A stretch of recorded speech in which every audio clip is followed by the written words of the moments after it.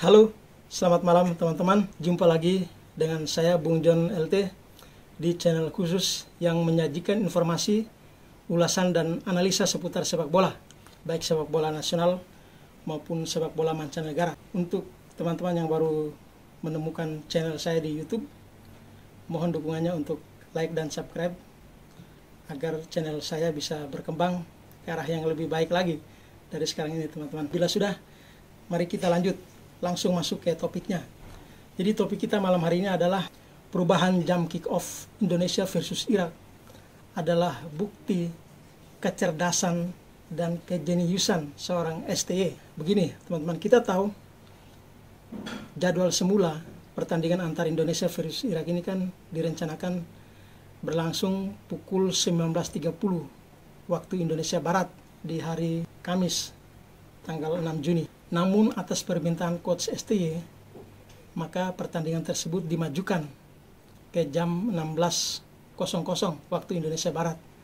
Ini tentu bukan tanpa alasan Coach STY meminta perubahan jadwal ini.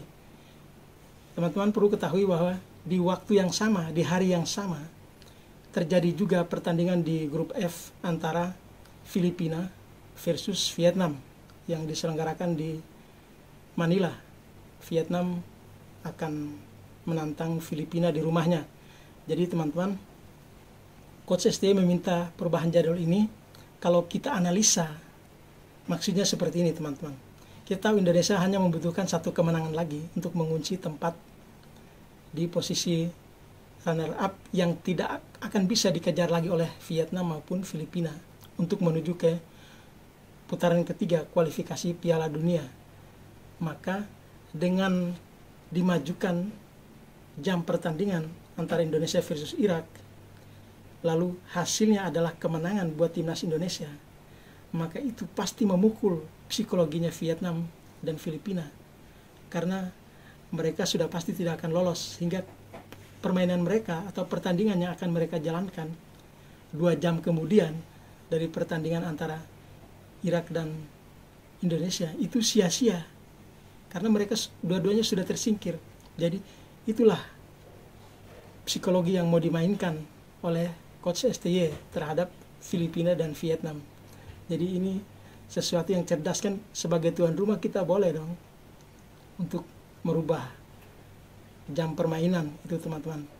Jadi saya pikir Coach STY cukup cerdas. Jadi memang seorang pelatih seperti Coach STY itu, kecerdasan dia tidak hanya dilihat ketika dia meramu sebuah tim, bagaimana taktik yang diterapkan, strategi yang diterapkan, tetapi faktor di luar lapangan pun, seperti memainkan jam pertandingan seperti ini, itu adalah satu kecerdasan juga, satu kejeniusan juga, bahwa dalam sepak bola itu banyak aspek bisa dimainkan, termasuk psikologi ya. Jadi kalau besok, karena saya yakin juga bahwa Coach STY cukup yakin dengan tim yang kita punya saat ini. Memang kali lalu kita dihajar 5-1 di Basra di bulan November 2023 dalam pertemuan pertama melawan Irak. Tapi komposisi tim saat ini sangat berbeda jauh.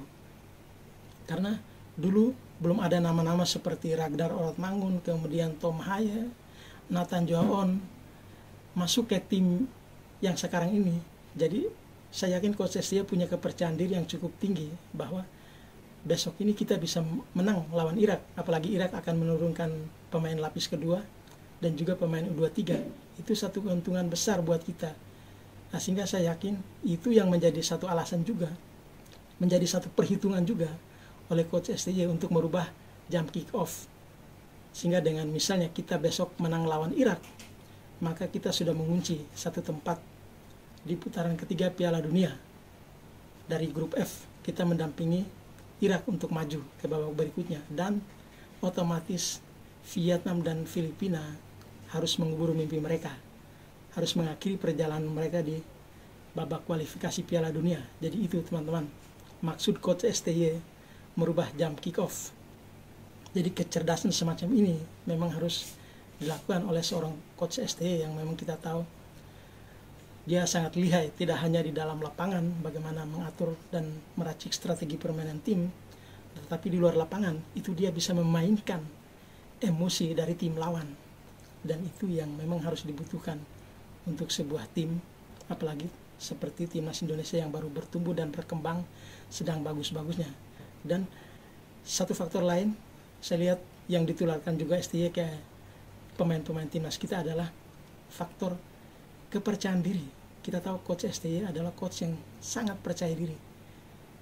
Jadi berapa kesempatan ketika orang lain masih meragukan, wah ini bisa atau tidak. Contoh seperti di Piala Asia kemarin, STY dikasih target cukup rendah oleh PSSI, hanya lolos grup. Tapi apa yang dibuktikan oleh STY?